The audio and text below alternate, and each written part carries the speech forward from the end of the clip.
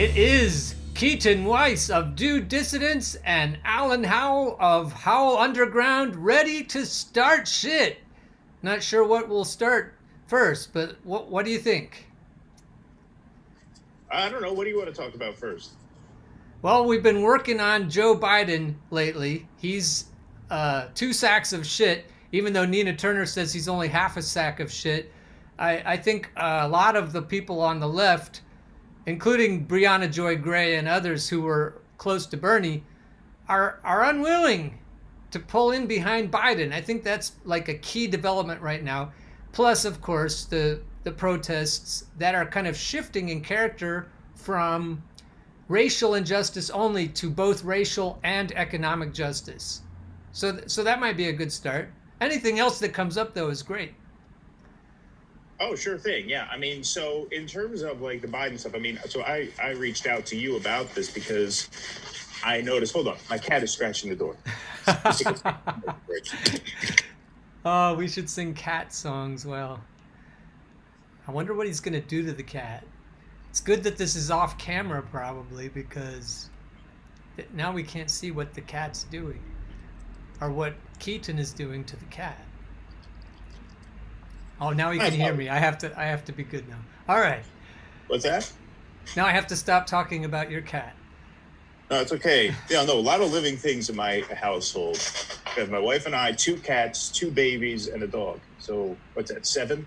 Wow. Living thing. And yeah, so there's a lot of action around here. You're a menagerie.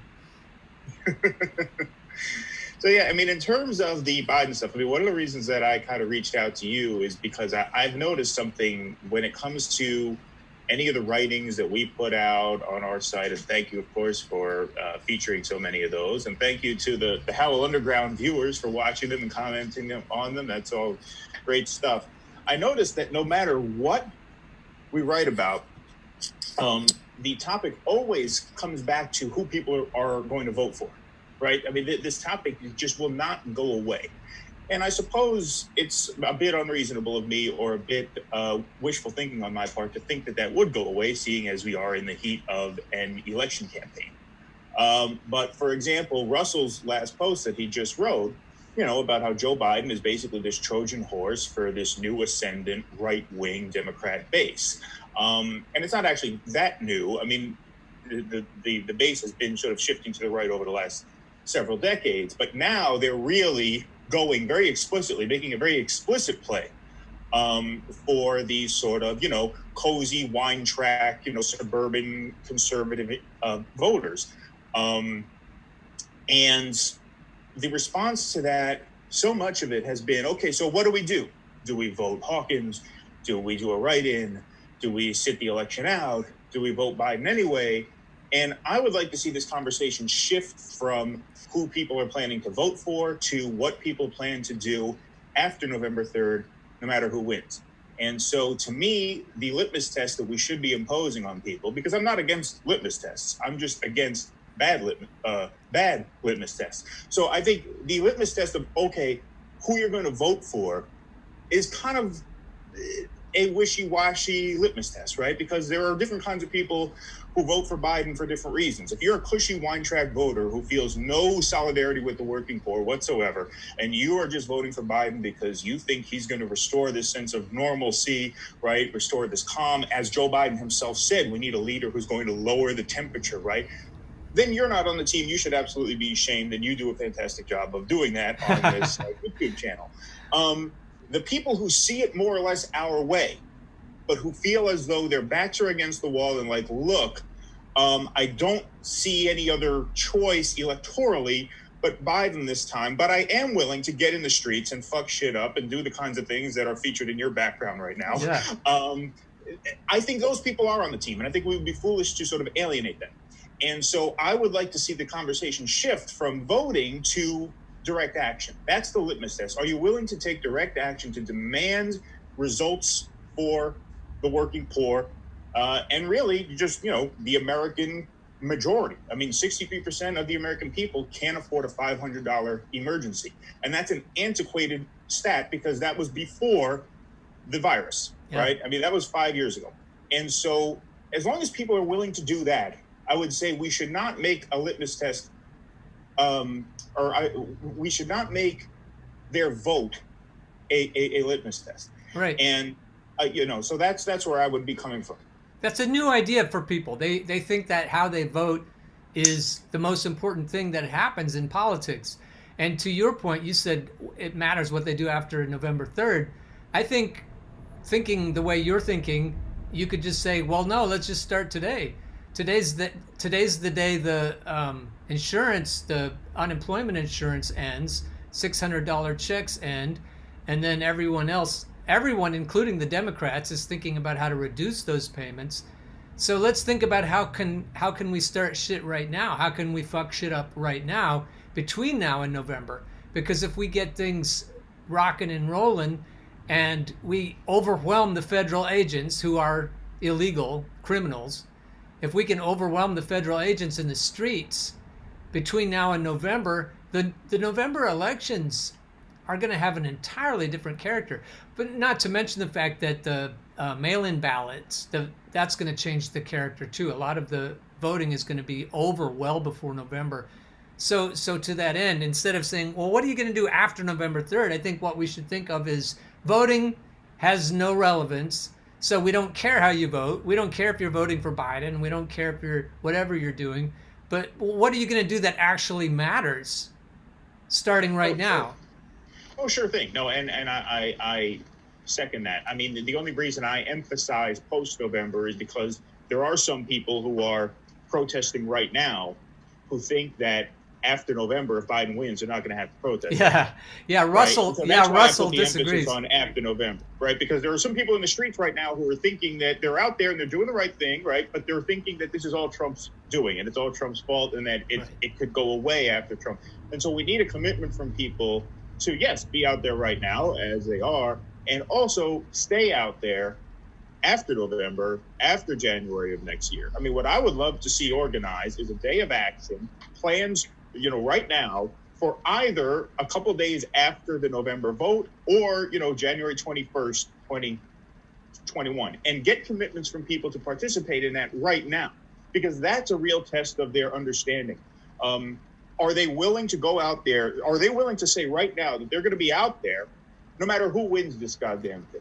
Good. The true left know that it doesn't matter. The true left know that the American workers are going to keep getting fucked over under Biden or under Trump. So if you're really a leftist and you can say, well, I'm going to vote this way, and people will talk until they're purple about how they're going to vote. But what it comes down to, if they really understand what you're explaining, they aren't going to just do what I've done too. I'm guilty of this over many years. We think once the voting's over, then our job is done. And right, so what you're suggesting is that we and that's the truest test that you understand is you're committed to keep fucking shit up regardless of who wins the election at the president level and at all the levels down from there. Right. It like if you're obsessing over your vote at this point, then you're basically playing into the political establishment's hands by basically putting all your power in your vote. Your vote is a very, very tiny percentage of your power. People who watch this show, even, like you and I make our own content and stuff like that. You don't even have to do that. People who engage with this content are far more politically relevant than the average person, even if people engage with this content and don't vote. Right. So if you watch this stuff, if you listen to this stuff, if you follow this stuff, if you get informed, if you go out in the street and you protest, then you think, okay, well, November 3rd, all these options suck. I'm just not going to stay home. Right. The moron liberal will say, well, if you don't vote, then you don't have a say. Well, that's absolute bullshit, because the average person doesn't do any of that. The average person doesn't pay attention to the news. They don't seek out content. They don't seek out ways to sort of enlighten themselves and enrich not only their lives, but the lives of people around them. They don't do any of that. They just show up once every couple of years and they check a box on a sheet and they put it through the thing and they vote and they think, well, I'm a responsible citizen because I did that. And what I'm saying is that does not make you a responsible citizen. That's a very tiny percentage of what it takes to actually be an engaged citizen. And so, I like I said, it may be wishful thinking on my part. This is a campaign season. People are going to be talking about their vote.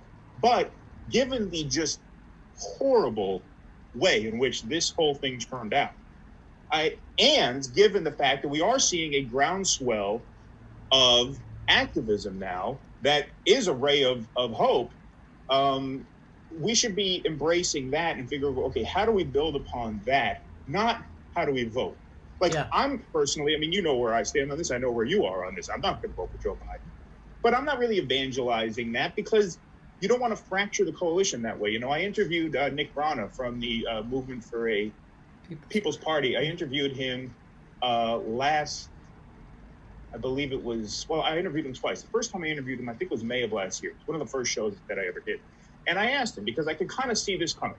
I'm like, okay, through a combination of Democratic Party fuckery and Democratic voter stupidity, Bernie is going to be denied this nomination somehow. And I worked hard to make sure that didn't happen, but you know, we all know how that went. So I said, look, let's say that happens, and he was on the page that was going to happen. That's why he formed MPP, right? Because he knew that this was useless. And so I asked him, I said, if this happens, right? If Bernie is denied the nomination again, how would you ask people to vote? What do you think? What would your stance be?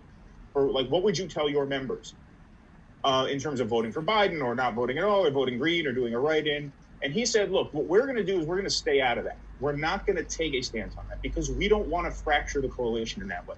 So like if I come out and I say, like, everybody who's in my organization agrees we need a new major party, or at the very least, a new major movement that can exert pressure on this two-party system. If people are down with that cause, then it doesn't really matter to me if they feel like some people, you know, if they live in a swing state and they feel they have to vote for Biden because they're terrified of Trump. Okay, fine. Like, we could agree to disagree on that. That's not a big enough decision for me to say, fuck you, you're out of the club. You're not welcome here anymore. If they agree on the big picture, which is we have to get in the streets, we have to create institutional left power that can really threaten this system in a major way, then who the fuck, I don't care. Vote for Biden, vote for Hawkins, write in your dog. I don't give a fuck who you vote. It doesn't matter. That's a good point. And so I think that, and that answer, I mean, he didn't put it as crudely as that, but that's a very wise strategy, I think, because you don't want to fracture your movement over decisions that are ultimately of very little consequence. Yep, that's a good point. While we're here, could we talk about, you mentioned it briefly about independent media. You said if people are engaging with this content, they're already way ahead of most people. On Facebook, just in the last few weeks, because these conversations have been raging, am I going to vote for Biden? Am I going to shame people for voting for Green Party candidates or writing in Bernie? And everybody's still just inflamed with the idea of how important it is how they vote. And so what I've been getting a lot of on my Facebook feed is people who say, oh, I've never bumped into your content before. I've never bumped into your ideas before, but I don't trust anything on YouTube because it's on YouTube. I just watch Morning Joe, and I just watch, you know, whatever MSNBC tells me to watch or CNN, and then I go from there. And because everyone knows you can't trust independent media. And that's another battle that's way more important than how you vote.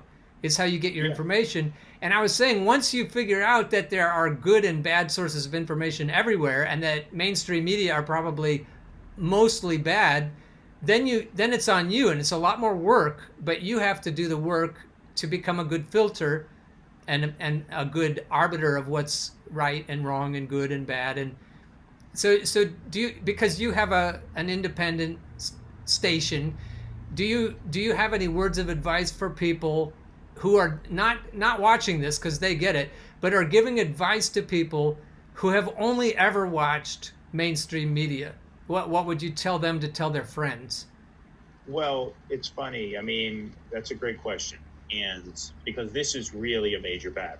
I mean, one of the things that this primary showed is that the mainstream media still has tremendous power. It was looking for a moment there that they were losing their power, right? Warren said Bernie told her couldn't win. CNN partnered with her in order to spread that obvious blatant lie, and it backfired. Like, people didn't fall for it. Her numbers went down after that. Bernie's numbers went up. So we had some hope. We were like, hey, you know what? Maybe this media coup against the Sanders campaign is not going to work this time. There was some evidence for that. But then it turns out, despite whatever progress we've made in chipping away at their credibility, they still have too much. Right? I don't think it's as bad as it was 5 years ago, where anything that the, HRC camp put out against the Bernie camp was just taken as gospel automatically. Everybody bought it hook, line, and sinker. It's a little better, but it's not nearly. It is not better to the extent that they are not still a very formidable threat. And I would actually say that they are really the main obstacle. I mean, if you look at what has happened to this country in the last 20 years, really starting the day after 9/11, there's no institution that has failed this country more than the mainstream media. There just isn't. They beat the drums to the Iraq War. They crushed. They really smeared, social movements like the Occupy Wall Street movement. They smeared the Bernie Sanders campaign twice now. And so we have to beat them. Yeah, they failed the people. I would You're say, right. You're right that they failed the people, but they in no way failed their bosses, the people that pay their checks. Exactly what I'm getting at. Russell would point that out. Russell's keen mind. He would immediately say, these people aren't stupid. They're doing exactly what they're supposed to do to keep the American people from getting what they need. Well, that's exactly the point I was getting to, which is, I had a family member actually of mine say, he respects that I am expressing myself and doing this, but he says, I can't support what you're doing because A, you're biased. And we are not biased. We are an opinion outlet. We're not straight news. We don't claim to be straight news. This is our perspective. You give your perspective. We're not news anchors giving it to you straight. We're not lying. I mean, if I ever lied about anything, I would certainly welcome people to call me out on that. I have not made up any information. I've not used false information in any of the arguments I've made. But yes, it is my perspective on things. And then he said, especially if you are asking for, he says, I can't support you if you're biased and asking for, this is the kicker, commercial support. Now, I don't know what he means by commercial support. I guess he means that we have ads on our website, which generate between $2 and $4 for every 1,000 reads. So the ads on the website pay for the website. That's all they do. We have a Patreon page where people can sign up for as little as $3 a month just to help cover some of the overhead costs. And we do 2 extra podcast episodes per month for people who do that. So that's the commercial support that I'm asking for. It does not occur to him that the commercial support that MSNBC asks for comes in the form of commercials that they rake in millions of dollars from every year from pharmaceutical companies, insurance companies, the Army advertises on that channel. I mean, these outlets get commercial support, and their programming reflects where that support comes from. Bernie pointed that out on the debate stage one time on CNN. He says, I'm up here making a case for Medicare for all. The pharmaceutical industry is advertising on this program tonight against my message. And so the idea that any institution of that size even, or really of any size, is sort of impervious to influence is just nonsense. And of course, the bigger you get, the more capacity there is for that influence to corrupt your messaging. Even an organization like the Young Turks, right? The Young Turks is certainly better than CNN and MSNBC, but they got a $20 million investment from Jeffrey Katzenberg, and they're very blue no matter who now. They're better. I mean, I would say, watch them before you watch Morning Joe.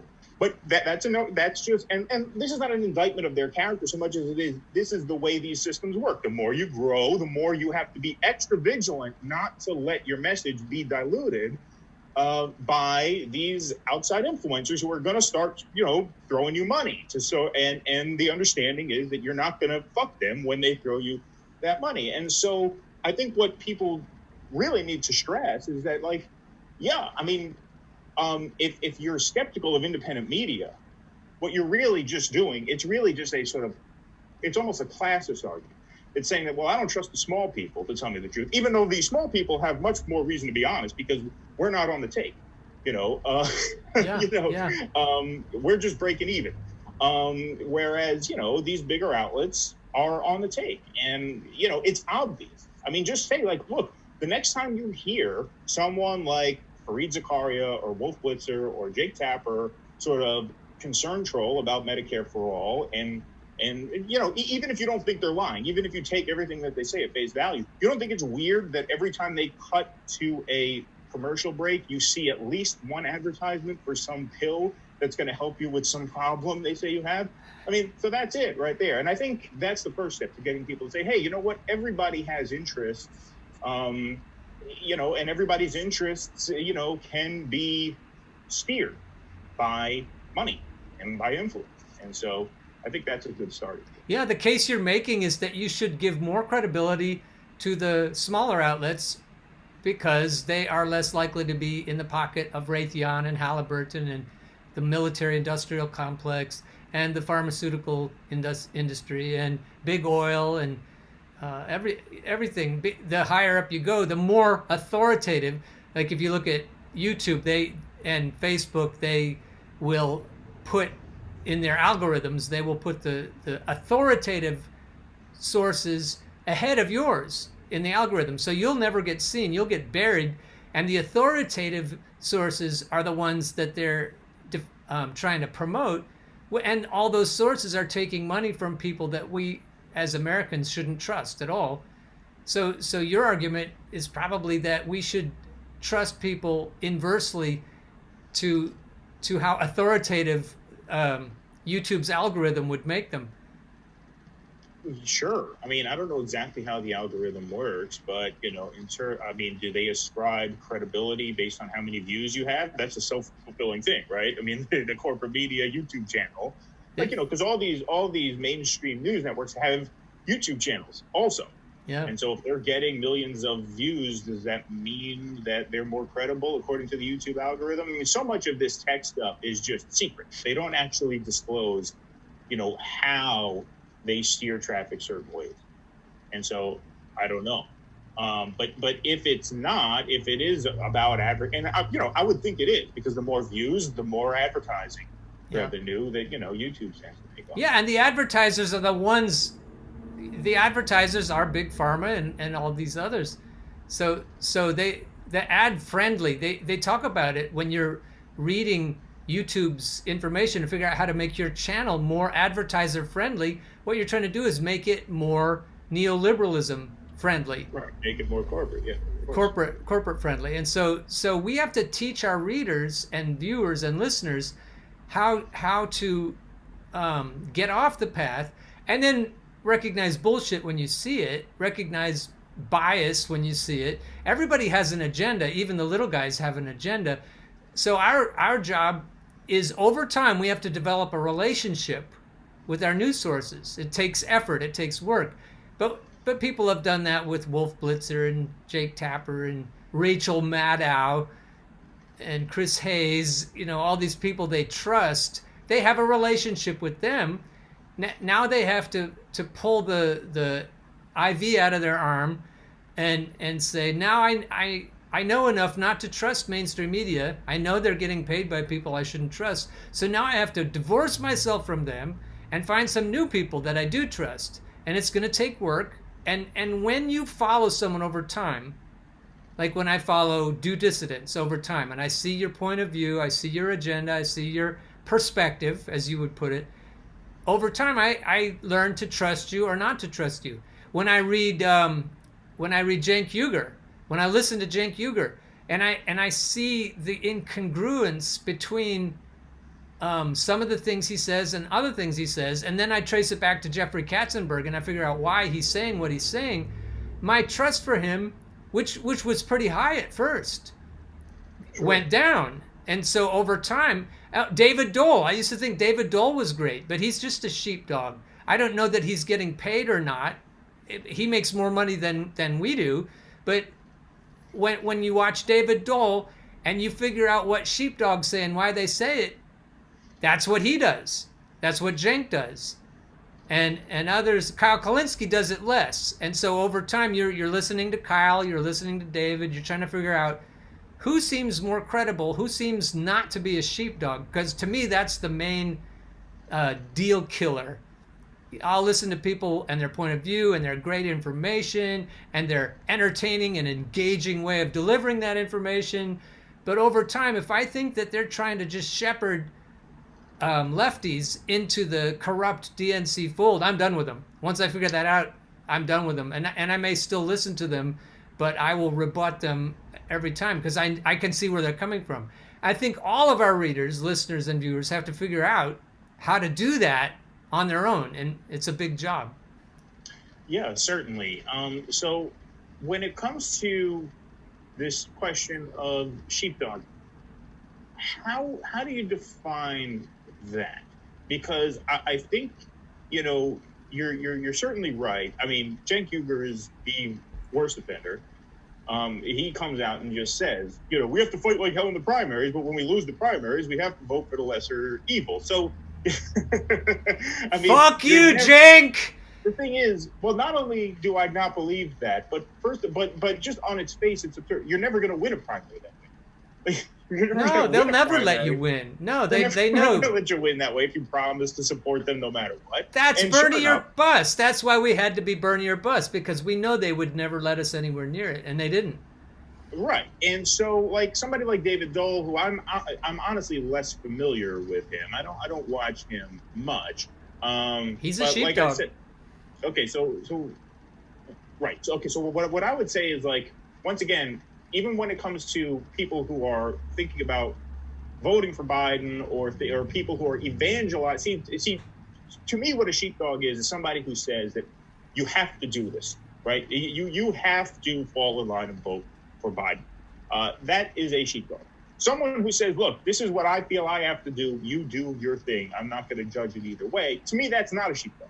So where do you draw that line? Yeah, I draw the line no matter if they say it's for them or for everyone they're advising. Because when you have a platform and you say, this is what I'm going to do, I'm not telling you what to do, that's ridiculous. That's like Charles Barkley saying, I'm not a role model. Yeah, okay, Charles. That doesn't work. The great round mound of rebound. He was a role model. There wasn't any way around that. So if you have a platform like David Dole and you say, this is what I'm going to do, I'm going to advise you under these circumstances because you don't live in a safe state or whatever. If any of us say under any circumstances that we are going to vote or that imply that you should vote for a corporate sock puppet, somebody who's on the dole, somebody who is accepting money, and we know it, like Cenk. Cenk is on the dole, and politicians almost all are on the dole, or they're like Bernie and they're peddling influence. They're trying to be on key committees. Whatever they're doing that makes them say that we should support corporate candidates or corporate pundits or corporate anybody, they're a sheepdog right then.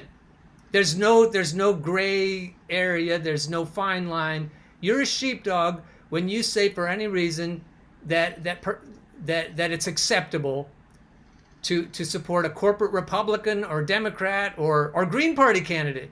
Anybody who's taking money from big money is unacceptable. And if anyone is trying to say maybe under certain circumstances it is acceptable, or I'm just not going to talk about it, I don't want to offend the base or whatever. No, that's bullshit.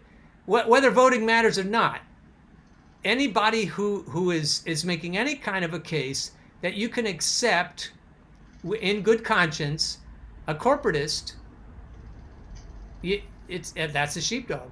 And I think we have to have a purity test there. I think we have to draw hard lines there because it's that important.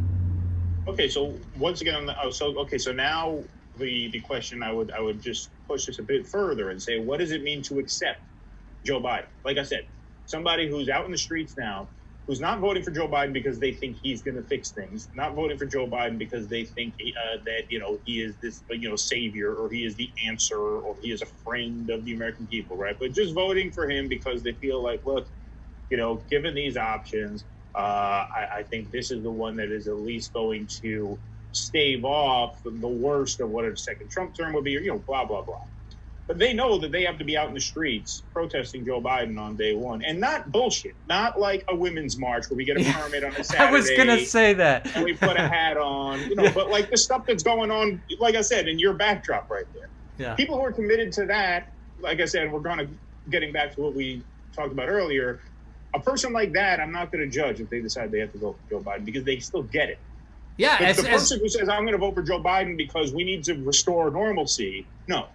That's a huge difference there. And I think we have to, because, I'm not a big fan of nuance when it comes to like political messaging in campaigns. I think you need big ideas. You need to express them forcefully, clearly, don't nitpick. But when it comes to like these internal strategy meetings, I think we do have to be nuanced in separating people who are voting for Biden because they have faith in Joe Biden and people who are simply voting for Joe Biden out of a purely sort of utilitarian motivation, but are still committed to raise hell once Joe Biden becomes president. Because this is going to really confuse the libs. There are a lot of people who are going to be very confused when Joe Biden wins and these protests will still happen. Yeah, well, the problem, though, with what you're saying is that when you vote for somebody, you endorse them. Now you can turn right around and protest them or try to push them to the left. That's the biggest crock of bullshit you'll ever hear. Well, of course, we're gonna push Joe fucking Biden to the left. Yeah, you're sure you are. But one thing is, when you vote for somebody, and you have to say to your friends and neighbors, I voted for Joe Biden in the November election. Everything bad he does is on you. Well, that's the Carlin thing, right? Yep. That's the Carlin line. People who vote are the ones who don't have the right to complain. Exactly right. Yeah, I mean, look, like I said, I mean, we parsed this a little bit earlier. I see it slightly differently than that. Because I think voting is such a small part of what it means to be an activist. That's fine. That's fine. We can agree on that. Right. So then I don't think it's a major statement.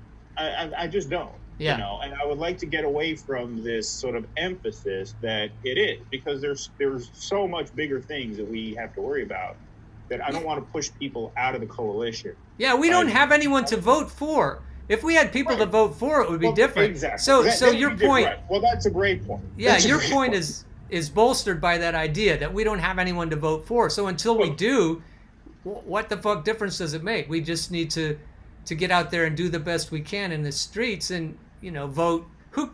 So that's your point that differs from all of my haranguing, and I have to agree with you. I have to say you're right about that. Until that we can actually vote for people that share our values. Right. Let's not worry about it too much. Right. Let's not worry about it too much, considering that. And I was in the same boat more or less last time. I mean, I'm not a big Jill Stein fan. I'm not a big Green Party fan. If the fucking Green Party, and you can cut this out if you don't like, because I know you just interviewed Howie last time. Oh, no, I won't cut it out. No, I know. You're not the type of guy to worry about that shit, which is good. But if they were serious about doing what they say they've been wanting to do for decades, which is overthrow the two-party duopoly, they'd have rolled out the red carpet for Jesse Ventura to run on their platform, because Jesse Ventura would have got 5%, easily would have cracked that 5% number. Ventura is a superstar. Ventura, is a dynamic force who not only would have taken votes from the Democrat, but I'm telling you, as Donald Trump's numbers plummet and there are like these grubby populist conservatives who voted for Donald Trump, I'm telling you, Jesse Ventura is going to appeal to a fuck ton of them. Yeah. Which means he would easily get 5%. He might even, so he said, and look, this is the thing. Ventura's been teasing that he's going to run for president for decades, and he's never done it. I don't know how serious he actually was. Pardon me. But he did make the Green Party an offer. He said, if you show me a path to the nomination, I'll do it. And his rationale was that when he ran for governor of Minnesota, he entered the race very late. And he says, if you're an outsider, you have to enter late because you need to create this media buzz around your candidacy such that you ride that wave of media into polling momentum, which then gets you onto the debate stage. And then once I got it, and that's what I did in Minnesota, I followed that exact game plan. I got in late. I caught some media fire. I got 15 points in the polls. I made the debate. And then a few weeks later, I won the race. And he offered the Green Party. He said, look, I'll do that same thing for you guys, but you have to kind of let me do it, because I'm not willing to do the primary thing. I'm not willing to get in early, because then I'm going to catch some media attention and then I'm just going to fade out. Yeah, and they're going to crucify him. They crucified him in Minnesota, he and his family. Yeah. No. I mean, he might have perfectly good reasons why he doesn't want to do it. And my suspicion is that he wasn't really serious. My suspicion is that he would have found a way to sort of back out, even if they called his bluff. But how could you at least not call his bluff? I mean, you have this opportunity in front of you. How could you at least not say, okay, Jesse, we'll do it. Let's do it. Because if he were in the race, I would be supporting him. And then I'd be exactly on the same page. We're like, you're a fucking asshole to vote for Joe Biden over Jesse Ventura, right? But given like Hawkins, whoever that libertarian woman is, Jorgensen, whatever her name is, Trump, Biden, it's like, look, am I going to fucking take a stand? Like, there's nothing at stake in this. This is not where the action is. The action is in the streets. That's where the action is. If you're willing to get in the streets, you're good in my book. At that point, it doesn't matter who you vote for. And the only reason, right. I'm sorry, the only reason it matters is that we can't keep allowing the DNC to assume that any leftist votes belong to them. So if we see that they put a sack of shit like Joe Biden in front of us, we are morally obligated on principle, not because it matters, not because it's going to accomplish anything, but we are obligated not to rubber stamp their candidates. Of course, yeah. That's an important point. Even if it doesn't do anything electorally, we are obligated not to vote for a corporate sock puppet. We can vote for anyone who's not a corporate sock puppet, but I think we're all morally accountable to each other not to vote for any corporatist, period, ever, in any level of any politics, not dog catcher. All right, so I think we've covered that pretty good, right? Yeah, you agree. So the main point you've made. I agree. I am not telling anyone to vote for Joe Biden. The difference is I'm not urging people not to.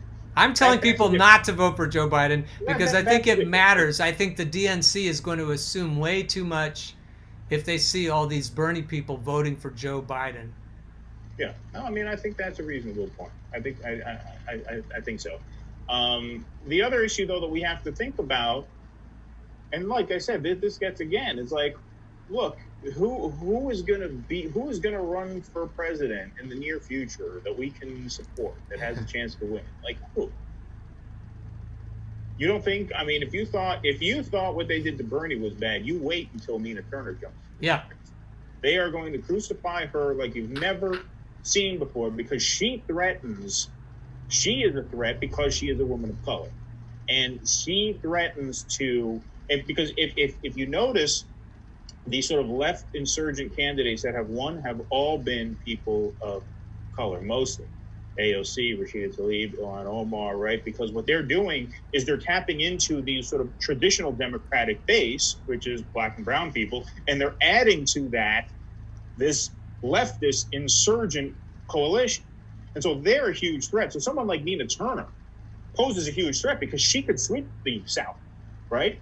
Because, people are going to the same reason Barack Obama swept the South, right?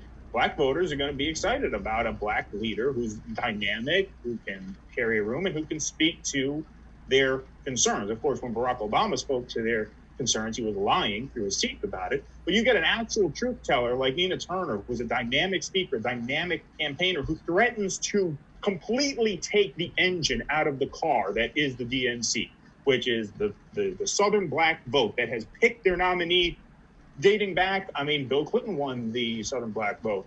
Obama, Hillary, Biden now. Forget it. I mean, they are going to do to her. I mean, and look, in a sense, I hope it happens because it'll just totally expose what utter hypocrites they are on these sort of identity politics issues. They can't let it happen. They can't. They absolutely can't allow somebody Well, like right. Nina. So that this is pretty cynical, but I think the CIA would take her out. Well, I think she I would be don't. assassinated. I don't. I don't even want to go there. It's too terrible for me to even think of. Yeah. But no. But the point is, they're not going to let someone. Nope. They will. I mean, look what they did to Tulsi Gabbard. And I'm not a huge Tulsi Gabbard fan, but there were people in this Democratic base who I guarantee you had not heard a fucking word about Tulsi Gabbard until this cycle. And the MSNBC talking heads just conditioned these people to hate Tulsi Gabbard based on nothing. Based on, well, she grew up in an anti-LGBT household. Okay, well, since then, I mean, look, her father is a fucking maniac. She can't control who her father is. She had these fucked up views as a young person. Since becoming a member of Congress, she has a perfect voting record on LGBT issues, right? No, he's a homophobe because she had these views, 15 years ago, whatever. Meanwhile, they're rolling out the red carpet for John Kasich, a notoriously anti-gay governor, to come and speak at the DNC because he's reaching across the aisle and isn't this nice, voting for Joe Biden. So these people are completely brainwashed, and so that is going to make it extremely hard for any real thing to happen at the presidential level, which is, again, another reason why I'm just not terribly interested in who people vote for or don't vote for.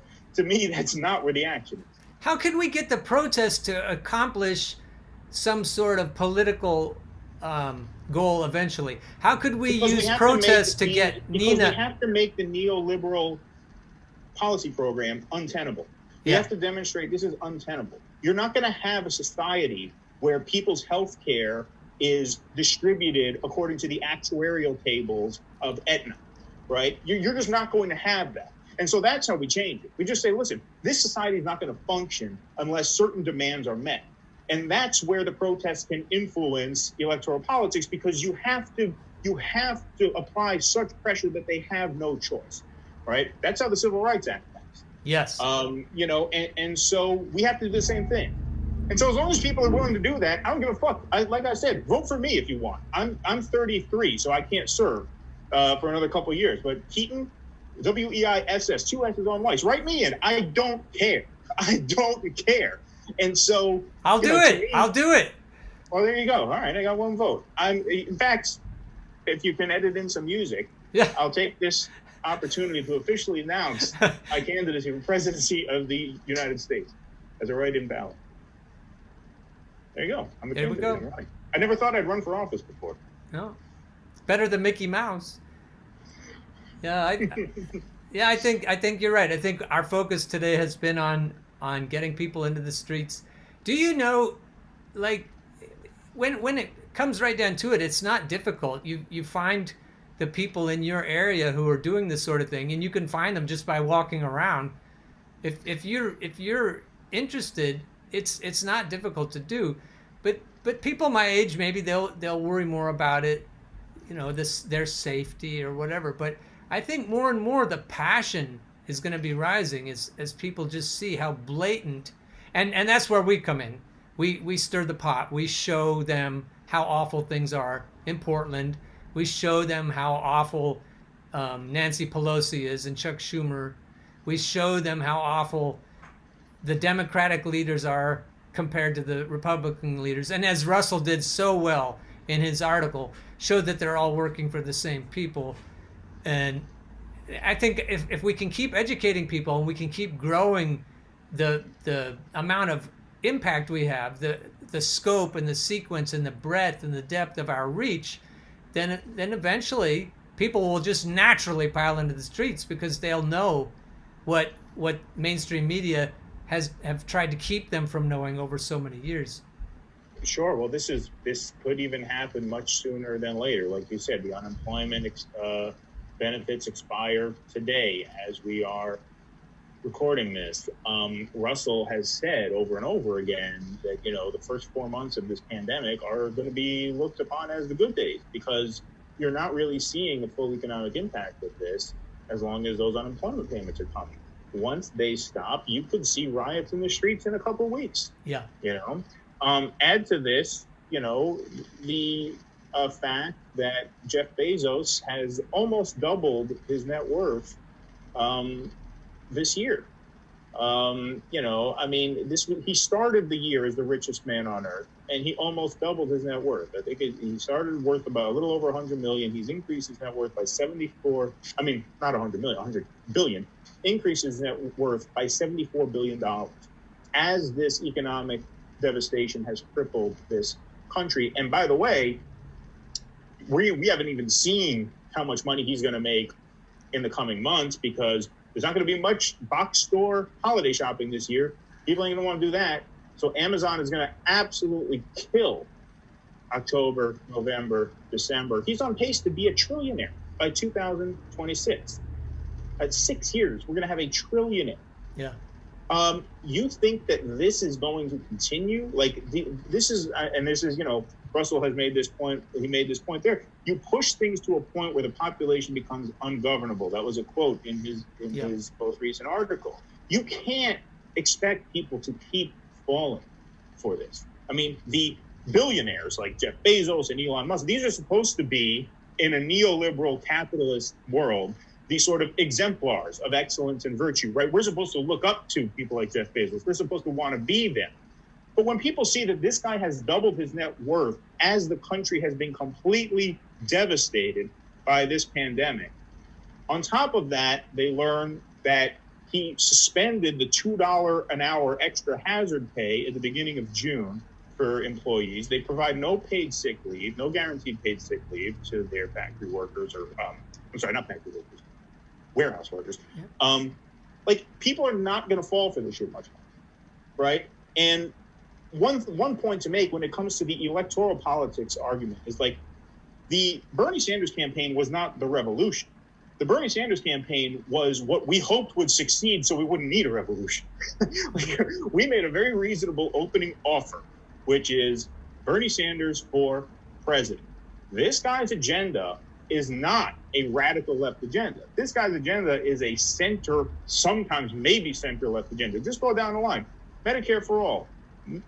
That's centrist by like any world view of it. Every other country on earth already has some form of Medicare for all. There are some systems that are a little to the left of that, like the UK with the NHS. Some models that are a little to the right of that, like, Japan and France. But his Medicare for all platform is squarely in the center in terms of, like, world politics. Tuition-free college, centrist view. Every other country basically has it. Not only does every other country have it, we used to basically have it. My father put himself through City College, renting an apartment, paying his own rent on the Upper West Side of Manhattan, and driving a cab. So he was able to do all those three things: pay his way through college, pay his way, living on his own, driving a cab. We used to have that.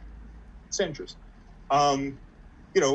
Student debt forgiveness is a corrective measure to correct for this radical right-wing idea that people have to go into debt, 50, 60, 70, 100 grand to get college. $15 minimum wage, that's a right of center. I mean, if minimum wage had kept up with inflation, it'd be well over $20 an hour. So $15 an hour is a right of center policy, which is why Joe Biden has said, okay, you can have $15 an hour, right? Yeah. That's why the Democrats took that one, right? So that was a win for us, but that's not a left program. And so we made a very reasonable and mild opening offer that says, look, the social contract is just being shit on. We need this very basic baseline of policies that afford some dignity to every person.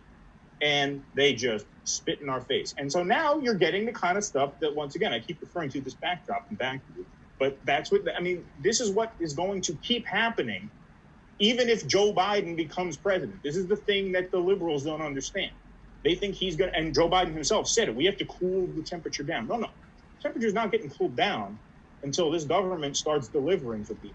Doesn't matter who the president is. The government is out of touch, obviously, but the comfy liberals are out of touch. The comfy liberals still get their Uber Eats delivered on time.